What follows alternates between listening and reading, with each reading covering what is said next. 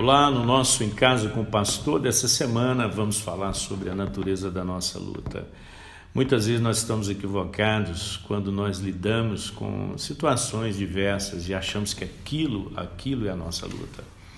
Obviamente os problemas nos afetam, mas a nossa luta está acima dessas coisas. Existe alguma coisa muito mais profunda, muito mais intrínseca naquilo que nos acontece. Muitas vezes o nosso grande desgaste é exatamente porque nós ainda não entendemos qual é a natureza da nossa luta. Nós olhamos para a forma como as coisas acontecem, nós nos prendemos às circunstâncias que nos envolvem e nos esquecemos que existe uma natureza, existe algo espiritual que está por trás de todas essas coisas. Eu quero ler hoje na primeira carta de João, no capítulo 2, do verso 15 até o verso 17, quando ele diz: não amem o mundo, nem o que nele há.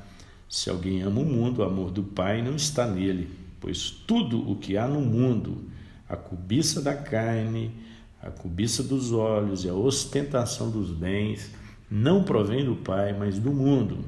O mundo e a sua cobiça passam, mas aquele que faz a vontade de Deus permanece para sempre. Então o que João está dizendo aqui é que a nossa luta tem três vertentes, Primeiro, nós lutamos contra a concupiscência da carne, O que significa essa concupiscência da carne?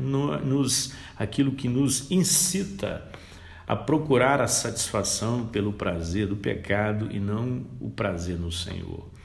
Prazer é algo maravilhoso, muito ruim, aliás, é impossível você viver sem prazer.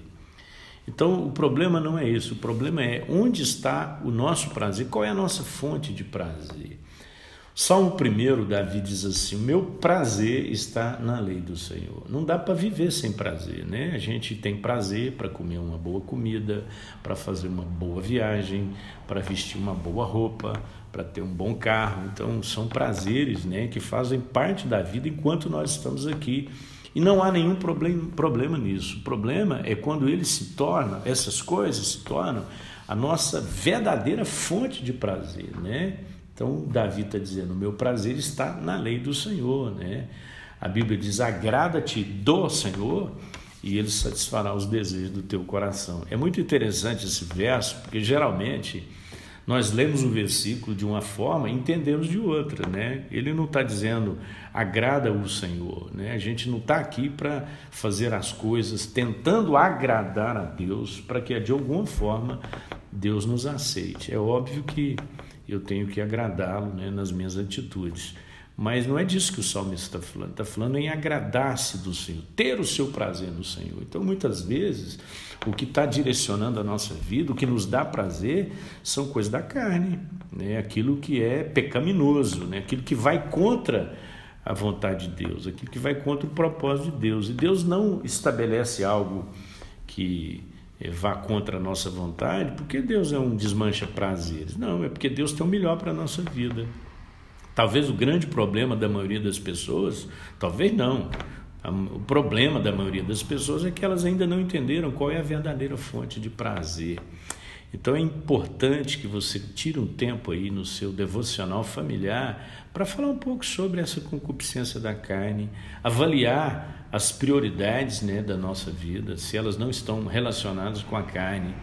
Paulo fala dessa luta entre a carne e o espírito, e muitas vezes o que nós estamos fazendo todos os dias é simplesmente alimentando a nossa carne, tornando-a muito mais forte do que o nosso espírito. A segunda coisa, ele diz que nós lutamos contra a concupiscência dos olhos. O que é a concupiscência dos olhos? São aquelas tentações, que apelam para os desejos ambiciosos que muitas vezes nós temos de obter, de possuir, de agregar, de somar, de guardar. Essa é a concupiscência dos olhos. E repare que foi exatamente isso o que aconteceu com Eva, Então, os nossos primeiros pais pecaram exatamente nessa linha aqui. Então, nós percebemos que as eras mudam, as formas mudam, mas a essência é a mesma. Então, muitas vezes, nós estamos sendo vencidos por conta do desejo dos nossos olhos, das nossas ambições. Nós não temos um desejo de algo que nos preencha, né? Nós temos um desejo de algo que extravase, né? E porque tudo que nos faltava já foi nos concedido, né? Nós fomos já completamente cheios e plenos, né? Mais do que isso, nós transbordamos, né? Esse é o propósito maior de Deus para a nossa vida. Então, muitas vezes, o que nos faz trabalhar não é o nosso desejo sincero de viver uma vida dentro de um padrão que Deus estabeleceu, mas alimentar os nossos olhos. Muitas vezes, os nossos olhos contemplam coisas que não são pecaminosas e que não fazem nenhum mal para a nossa vida, mas na maioria das vezes, se formos honestos, nós vamos concluir e admitir que de fato aquelas coisas fazem mal para a nossa alma, que é a concupiscência dos nossos olhos. E ele termina no versículo 16, ainda no 17, falando que nós lutamos contra a soberba da vida. E a soberba é exatamente o resultado das duas coisas anteriores, né? Quando você tem o desejo da carne, você tem a ambição dos olhos, agora você se torna orgulhoso, porque você desejou, você buscou, você alcançou e agora você se torna uma pessoa orgulhosa e soberba por conta daquilo que você adquiriu. O grande desafio da vida é você saber lidar com as suas conquistas, né? Você pode até adquirir coisas grandes ou grandiosas, mas você não pode deixar que isso gere em você uma grandeza, um exagero de pensamento a respeito de si mesmo. Um dos grandes pecados que o homem luta, a humanidade luta, é o pecado da soberba. Muitas vezes o nosso coração se envaidece, né, com aquilo que nós estamos alcançando. E Deus muitas vezes não permite que alcancemos um determinado status na vida, porque Deus sabe o quanto aquilo vai nos corromper, né? Algumas pessoas simplesmente não sabem lidar com dinheiro, não sabem lidar com a riqueza, não sabem lidar com a fartura. Então elas precisam aprender a viver com isso. Então muitas vezes a nossa luta também se dá no campo da nossa soberba. E como que ele termina o verso 17? Isso eu acho interessante. Ele termina dizendo o seguinte: na verdade, o que nós temos é uma luta de vontades, é uma escolha que nós temos que fazer.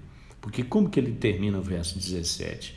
Aquele, pois, que faz a vontade de Deus permanece para sempre. Então toda essa soberba, toda essa altivez, né, todo esse desejo carnal não é nada mais do que a expressão da nossa vontade. Então, ao invés de submetermos a nossa vontade à vontade de Deus, nós queremos submeter a vontade de Deus à nossa. Nós queremos que a nossa vontade prevaleça. Nós vivemos muito em função da nossa vontade, né? Do que eu quero. Muitas vezes a pergunta que eu faço quando eu acordo é: o que eu quero? E não o que Deus quer. Então isso muda tudo. Como é que então enfrentamos essa luta? Primeiro nós temos que entender qual é a natureza da nossa luta, né? Nós lutamos contra a concupiscência da carne, nós lutamos contra a concupiscência dos olhos e nós lutamos contra a soberba da vida.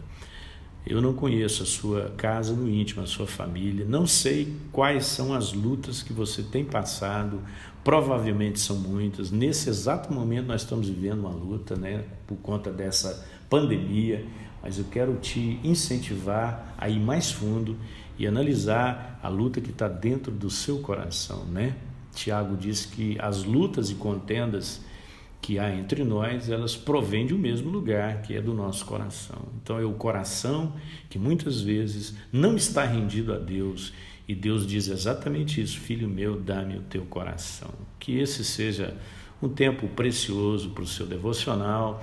Manda para nós um feedback aí, aqueles que estão usando Em Casa com o Pastor, para o seu momento devocional, para a gente ficar aqui sentindo estimulados, né? Nós queremos muito abençoar a sua casa, nós entendemos que essa é uma forma que nós temos hoje, como pastores, de entrar na sua casa e ter esse momento de intimidade aí com a sua família. Tá bom? Um abraço, até semana que vem.